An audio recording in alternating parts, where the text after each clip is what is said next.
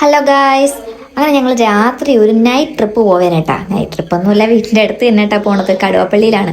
ഇതാണ് കേട്ടോ കടുവാപ്പള്ളി. ആരെങ്കിലും കേട്ടിട്ടുണ്ടോ കടുവാപ്പള്ളി? എന്ന് നമ്മുടെ കല്ലമ്പലം കുറച്ചിപ്പുറത്താണ് കേട്ടോ. നിങ്ങൾ മാത്രമല്ല, ഋതുക്കൂട്ടനും ഉണ്ട് കേട്ടോ. നമ്മളിവിടെ ചാത്തമ്പറ പുട്ടുകടയിലാണ് എപ്പോഴും വരുന്നത്. അപ്പം അണ്ണം പറഞ്ഞ് നമുക്ക് പള്ളി അവിടെയുള്ള തട്ടുകടയിലൊന്ന് പോകാന്ന്. എന്തായാലും സാധനം സൂപ്പറായിരുന്നു കേട്ടോ. നമ്മൾ ഇടിയപ്പവും ബീഫ് ഫ്രൈയും ബീഫ് മസാലയും ഒക്കെ ആയിരുന്നു കേട്ടോ. നല്ല ടേസ്റ്റ് ഉണ്ടായിരുന്നു കേട്ടോ.